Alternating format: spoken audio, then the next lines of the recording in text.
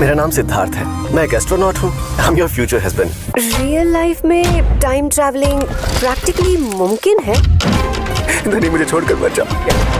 ये सब आपकी गलती है, आप ऐसा कैसे कर सकते हैं? Welcome to my channel. இன்னைக்கு இந்த வீடியோவில் தரமான 5 கிரைம் த்ரில்லர் படங்களை பற்றி தான் பார்க்க போகிறோம். இந்த 5 படங்களும் தமிழ் டப்பிங்லேயே அவைலபிளாக இருக்குது. ஏதாவது ஓடிடியில் போய் பார்க்கணுமான்னு கேட்டிங்கன்னா அதுக்கான அவசியமே கிடையாது. ஏன்னா இந்த 5 படமும் யூடியூப்லேயே ஃப்ரீயாக அவைலபிளாக இருக்குது. இந்த 5 படங்களை எப்படி சர்ச் பண்ணோம், அதே மாதிரி இந்த 5 படங்களோட கதை சுருக்கம் என்னன்றதை நான் சொல்கிறேன். எந்த கதை உங்களுக்கு பிடிச்சிருக்குன்னு நினைக்கிறீங்களோ அந்த படத்தை வேணால் நீங்கள் ஃபுல்லாக பார்த்துக்கோங்க. இந்த லிஸ்ட்டில் நம்ம ஃபஸ்ட்டாக பார்க்க போகிறது ஒரு மலையாள படம் தான், 100 டிகிரி செல்சியஸ் அப்படின்றது. இது ஒரு சூப்பரான கிரைம் த்ரில்லர் படம்னு சொல்லுவேன். நிறைய பேர் இணைஞ்சு நடிச்சிருப்பாங்க. மேக்னா, அதுக்கப்புறம் அனன்யா, இதை தாண்டி வந்து ஸ்வேதா மேனன், இவங்க எல்லாருமே இணைஞ்சு தான் இந்த படத்தில் நடிச்சிருப்பாங்க. தமிழ்லையுமே இந்த படம் இதே பேரில் தான் அவைலபிளாக இருக்குது. 100 டிகிரி செல்சியஸ்னு போட்டிங்கன்னா இந்த படம் உங்களுக்கு கிடச்சிரும். சூப்பரான படங்க. நான் முதல்ல இந்த படத்தோட பிளாட்டை பற்றி சொல்கிறேன். ஒரு 4 பொண்ணுங்க சேர்ந்த மாதிரி ரூம் எடுத்து தங்கியிருக்காங்க. இதில் சிலருக்கு கல்யாணம்லாம் ஆயிருக்கும், ஆனால் ஹஸ்பண்ட் டார்ச்சர் பண்ணிக்கிட்டே இருக்கிறதுனால விலைக்கு வந்திருப்பாங்க. இந்த மாதிரி ஒரு 4 பேர் சேர்ந்த மாதிரி தங்கிட்டு இருக்காங்க. இவங்களுக்கு வேற ஒரு ஃப்ரெண்ட் இருப்பாங்க. அந்த ஃப்ரெண்ட் என்ன பண்றாங்கன்னா பாய் ஃப்ரெண்ட் அப்படின்ற மாதிரி ஒரு நபரை வீட்டுக்கு கூட்டு வராங்க. இவங்களுமே ஒரு நாள் தானே தங்கிக்கோங்க அப்படின்ற மாதிரி அவங்களுக்காக ஒரு தனி ரூமை தந்துடுறாங்க. இந்த 4 பொண்ணுங்களோட ஃப்ரெண்ட் ஒருத்தங்க ஒரு பையனை கூட்டு வந்தாங்கல்ல, அவங்க ரூம்ல அவர் கூட 1 மணி நேரம் இருக்கும் போது என்ன ஆச்சுன்னு தெரியல, திடீர்னு அவர் இறந்து போயிடுறாரு. இந்த பொண்ணுக்கும் பயம் வந்துருது. இதை பத்தி இந்த 4 பொண்ணுங்க கிட்ட சொல்றாங்க. ஒன்றும் பிரச்சனை இல்லை, நம்ம போலீஸ் கிட்ட சொல்லலாம், அவங்க பார்த்துப்பாங்க அப்படின்ற மாதிரி இந்த 4 பொண்ணுங்க யோசிக்கிறாங்க. அப்பதான் இந்த பொண்ணு ஒரு விஷயத்தை உடைக்கிறாங்க. அது என்னன்னா, கூட்டு வந்தாங்க பார்த்தீங்களா, அவரை பொறுத்த வரைக்கும் பாய் ஃப்ரெண்ட்லாம் கிடையாது, அவர் வேற ஒருத்தர், இவங்களுக்கு ஹஸ்பண்ட் வேற ஒருத்தர். ஸோ கள்ளக்காதல் தான் பண்ணியிருக்காங்கன்றது தெரிய வருது.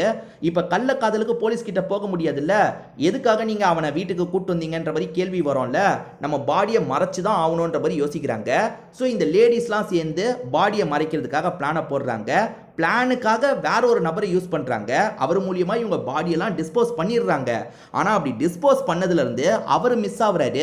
அதே மாதிரி நீங்க பாடியை டிஸ்போஸ் பண்ணதெல்லாம் எனக்கு தெரியும், வேற ஒருத்தன் இவங்களை மிரட்ட ஆரம்பிக்கிறான். ஒருவேளை நம்ம பண்ண சொன்னவன் தான் நம்மளை மிரட்டிட்டு இருக்கானா, இல்ல வேற யாராவது மிரட்டுறாங்களா அப்படின்ற மாதிரி இவங்க பயப்படுறாங்க. அவன் மிரட்டி மிரட்டி இவங்களை நிறைய விஷயங்களை பண்ண வைக்கிறான். என்ன மாதிரியான விஷயத்தெல்லாம் பண்ண வைக்கிறான், சரி மிரட்டுறது யாருன்றதை இவங்க கண்டுபிடிச்சாங்களா, அந்த ப்ராப்ளத்தை விட்டு வெளியே வந்தாங்களா இல்லையான்னு சொல்றது தான் இந்த படத்தோட கதையா இருக்கும். ஒரு சூப்பரான படம்னு சொல்லலாம். இது வரைக்கும் பார்க்காம இருக்கீங்கன்னா நிச்சயமா ஒன்ஸ் இந்த படத்தை ட்ரை பண்ணி பார்த்துருங்க. இந்த லிஸ்ட்ல நம்ம செகண்டா பார்க்க போறதும் ஒரு மலையாள படம் தான். இந்த படத்தோட பேரு உடும்பு அப்படின்றது. இது ஒரு பக்கவான கிரைம் த்ரில்லர் படம்னு சொல்லலாம். இந்த படத்துல வந்து கொஞ்சம் அடல்ட் கண்டென்ட்லாம் ஜாஸ்தியா இருக்கும். தனியா தான் பார்க்குற மாதிரி இருக்கும். யூடியூப்லயே இந்த படம் ஃப்ரீயா அவைலபிளா இருக்கு. தனியா பார்க்கணும்னு நினைக்கிறவங்க பாருங்க, ஏன்னா ஃபேமிலியோட பார்க்க முடியாது. கொஞ்சம் அடல்ட் கண்டென்ட்லாம் இந்த படத்துல இருக்க தான் செய்யும். முதல்ல இந்த படத்தோட பிளாட்டை பத்தி சொல்றேன். ஒரு ரவுடியை காட்டுறாங்க. அந்த ரவுடியை பொறுத்த வரைக்கும் ஒரு பெரிய ஆள் கிட்ட வேலை பார்த்துட்டு இருக்காரு. அந்த ரவுடிக்கு ஒரு வைஃப் இருக்காங்க. இவரை கல்யாணம் பண்ணதுல இந்த வைஃபுக்கு சுத்தமா விருப்பமே கிடையாது. ஏன்னா இந்த வைஃபை பொறுத்த வரைக்கும் நிறைய கனவுலாம் இருக்கும். ஆனா ஒரு ரவுடியை கல்யாணம் பண்ணி வச்சிட்டாங்களே அப்படின்ற மாதிரி இவங்க கடுப்புல தான் ஒரு வாழ்க்கையை வாழ்ந்துட்டு இருக்காங்க.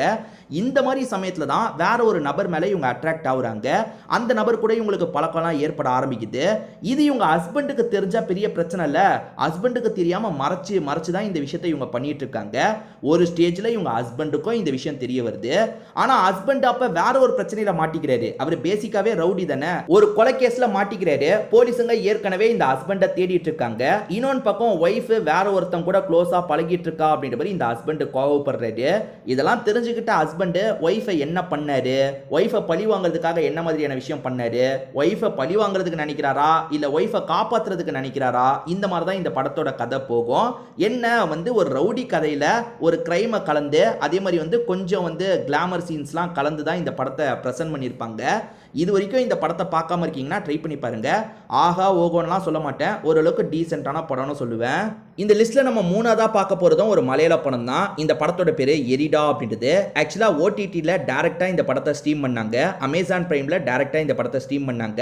இப்போ தமிழ்ல யூடியூப் சேனல்லயே இருக்கு. பார்க்கணும்னு நினைக்கிறவங்க ஃபுல் படத்தை பாருங்க.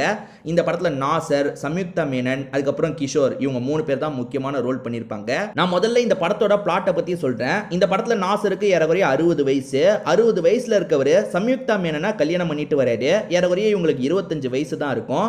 எப்படி இவரை கல்யாணம் பண்ணாங்க அப்படின்ற மாதிரி ஒரு கேள்வி இருக்கு. இவங்க ரெண்டு பேருமே வந்து ட்ரிப்பு மாதிரி ஒரு இடத்துக்கு வந்துடுறாங்க. அப்படி வந்த இடத்துல நாசர் என்ன பண்றாருன்னா கேம்பிளிங் மாதிரி ப்ளே பண்ணிட்டு இருக்காரு. அவரோட ஃப்ரெண்ட்ஸுங்க கூட கேம்பிளிங் மாதிரி ப்ளே பண்ணிட்டு இருக்காரு. ஏறக்குறைய அவர்கிட்ட இருக்க எல்லா காசையும் தோத்துறாரு. என்ன பண்றதுன்னு தெரியாதவர் என் கேர்ள் ஃப்ரெண்டை நான் பெட்டு கெட்டுறேன் அப்படின்ற மாதிரி பெட்டு கெட்டி அதுலயும் தோத்துறாரு. ஸோ அவங்க இருக்காங்கல்ல அந்த கேர்ள் ஃப்ரெண்டை நாங்க எடுத்துப்போம் அப்படின்ற மாதிரி கேர்ள் ஃப்ரெண்டை அமுக்கிறதுக்காக வீட்டுக்கு வந்துட்டு இருக்காங்க.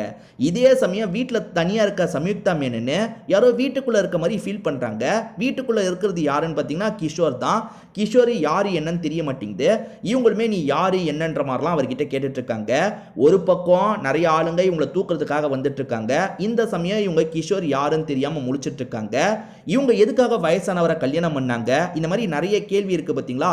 அந்த கேள்விக்கான பதில் சொல்றது தான் இந்த படத்தோட கதையா இருக்கும். சின்ன சின்ன திருப்பங்கள்லாம் வச்சு தான் இந்த படத்தோட கதையை கொண்டு போயிருப்பாங்க. நல்லாவே இருக்கும். இது வரைக்கும் இந்த படத்தை பார்க்காம இருக்கீங்கன்னா யூடியூப்ல ஃப்ரீயாவே இருக்கு. இந்த படத்தை ஒன்ஸ் ட்ரை பண்ணி பாருங்க. இந்த லிஸ்ட்ல நம்ம நாலாவதா பார்க்க போறது ஒரு தெலுங்கு படம் தான். இந்த படத்தோட பேரு 7:11 PM அப்படின்றது. இது ஒரு டைம் டிராவல் படம்னு சொல்லலாம். த்ரில்லிங்கா கொண்டு போயிருப்பாங்க. இந்த படத்தோட பிளாட்டை பத்தி நான் முதல்ல சொல்றேன். அது என்னன்னு பார்த்தீங்கன்னா பீரியடிக் செட்டப்ல தான் இந்த படத்தோட கதையே இருக்கும். ஒரு கிராமத்தை நமக்கு காட்டுறாங்க. அந்த கிராமத்தில் ஒரு காதல் ஜோடியை காட்டுறாங்க.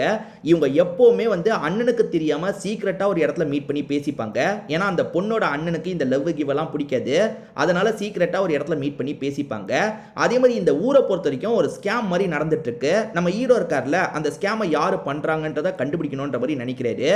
எதர்ச்சியா நைட்டு நேரம் இவர் ஓடி போயிட்டு இருக்கும்போது ஒரு பஸ்ல ஏறுறாரு. அது டைம் டிராவல் பஸ் போல. அந்த பஸ் என்ன பண்ணுதுன்னா இவரை எதிர்காலத்துக்கு கொண்டு போயிருது. என்னடா நம்ம திடீர்னு எதிர்காலத்துக்கு வந்துட்டோம் அப்படின்ற மாதிரி அவருமே ஷாக் ஆகுறாரு. இந்த சமயம் பாஸ்ட்ல என்ன நடந்தது நியூஸ் பேப்பரை படிக்கும் போது இவருக்கு ஒரு ஷாக் காத்துட்டு இருக்கு. அதாவது பாஸ்ட்ல இவருக்கு ஒரு கேர்ள் ஃப்ரெண்ட் இருக்காங்கல்ல அந்த கேர்ள் ஃப்ரெண்டு அன்னைக்கு நைட்டு எப்பவுமே இவங்க மீட் பண்ற பகுதியில் கொல்லப்பட்டிருக்காங்க. ஐயோ நம்ம வந்த நேரம் நம்ம கேர்ள் ஃப்ரெண்டை யாரோ சாவடிச்சிருக்காங்க. நம்ம கேர்ள் ஃப்ரெண்டை சாவடிச்சது யாருன்ற மாதிரி இவருமே விசாரிக்கிறாரு. திரும்பி அந்த பகுதிக்கு போனோம், நம்ம கேர்ள் ஃப்ரெண்டை சாகாம தடுக்கணும் அப்படின்ற மாதிரி இவர் யோசிக்கிறாரு. இந்த இடத்துல டைம் டிராவல் எப்படி நடந்தது அப்படின்றத ஒரு பொண்ணு கூட சேர்ந்த மாதிரி தான் இவர் விசாரிக்க ஆரம்பிக்கிறாரு. இந்த பொண்ணு தான் இவரை திரும்பி அனுப்புறதுக்கு நிறைய முயற்சிலாம் பண்ணிட்டு இருக்காங்க. திரும்பி போய் கேர்ள் ஃப்ரெண்டு சாகிறதுக்கு முன்னாடி கேர்ள் ஃப்ரெண்டை காப்பாத்தி கேர்ள் ஃப்ரெண்டை சாவடிக்க வந்தவனை இவரை பிடிச்சாரா இல்லையான்னு சொல்றது தான் இந்த படத்தோட மீதி கதையா இருக்கும். ரொம்பவே சூப்பரா இருக்கும். டைம் டிராவல் படத்திலேயே கொஞ்சம் வித்தியாசமா இந்த படத்தை பண்ணியிருப்பாங்க. இது வரைக்கும் பார்க்காம இருக்கீங்கன்னா இந்த படத்தை ஒன்ஸ் ட்ரை பண்ணி பாருங்க. இந்த லிஸ்ட்ல நம்ம கடைசியா பார்க்க போற படத்தோட பேரு எக்கோ அப்படின்றது. இந்த படத்துல ஸ்ரீகாந்த் தான் முக்கியமான ரோல் பண்ணியிருப்பாரு. நிறைய பேருக்கு இந்த மாதிரி ஒரு படம் வந்ததே தெரியாம கூட இருக்கலாம். ஆனா இது ஒரு சூப்பரான படம்னு சொல்லுவாங்க. ஆரர் கலந்து சொல்லியிருப்பாங்க. அதே மாதிரி ஒரு சஸ்பென்ஸ் பின்னாடி இருக்கும். கடைசியில தான் ட்விஸ்ட் வச்சு அந்த சஸ்பென்ஸை ரிவீல் பண்ணியிருப்பாங்க. சரி நான் முதல்ல இந்த படத்தோட கதை சுருக்கத்தை பத்தி சொல்றேன். ஸ்ரீகாந்தை பொறுத்த வரைக்கும் ஒரு ஐடி கம்பெனியில வேலை பார்த்துட்டு இருக்காரு. அந்த ஐடி கம்பெனியில இவரோட பாஸ் லெவல்ல ஒரு பொண்ணு இருக்காங்க. அந்த பொண்ணும் இவரும் லவ்லாம் பண்ணிட்டு இருக்காங்க. சரி லைஃப் ஆரம்பிக்கலான்ற மாதிரி கல்யாணம் பண்ணி லைஃப் எல்லாம் ஆரம்பிக்கிறாங்க. இவங்க ஒரு வீட்டில் குடியிருக்காங்கல்ல அந்த வீட்டில் அமானுஷ்யமா நிறைய விஷயங்கள்லாம் நடக்க ஆரம்பிக்குது. முதல்ல அந்த பொண்ணுக்கு நடக்க ஆரம்பிக்குது. அதுக்கப்புறம் நம்ம ஹீரோக்கும் நடக்க ஆரம்பிக்குது. அந்த பொண்ணு என்ன சொல்றாங்கன்னா இந்த பேய்க்கு உன்கிட்ட தான் பிரச்சனை, என்கிட்ட எந்த ஒரு பிரச்சனையும் கிடையாது. இது உன்னோட பிரச்சனைன்றதுனால நீ இந்த பேய் ப்ராப்ளத்தெல்லாம் சால்வ் பண்ணிட்டு வா, அப்பதான் உன் கூட திரும்பி சேருவன்ற மாதிரி கோச்சுக்கிட்டு அவங்க வீட்டுக்கு கிளம்பி போயிடுறாங்க. இந்த வீட்டில் கண்டிப்பா ஒரு பேய் இருக்குன்றது ஸ்ரீகாந்துக்கு நல்லா தெரியுது. ஸ்ரீகாந்த் என்ன பண்றாருன்னா பேய்லாம் ஓட்டுற ஒரு நபரை கூப்பிட்டு பேச ஆரம்பிக்கிறாரு. இந்த மாதிரிலாம் என் வீட்டில் நடமாட்டம் இருக்கு, நீங்க ஏதாவது பண்ணுங்கன்ற மாதிரிலாம் ஹெல்ப் கேட்கிறாரு.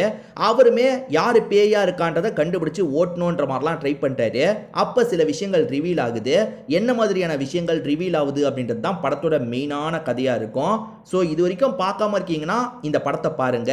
ஒரு ட்விஸ்ட் மாதிரி வரும். நான் சொன்னேன்னா அந்த ட்விஸ்ட் ஸ்பாயில் ஆயிடும். அதனால தான் சொல்லாம நிறுத்துறேன். இந்த லிஸ்ட்ல நான் 5 படங்களை பத்தி சொல்லியிருக்கேன் பார்த்தீங்களா.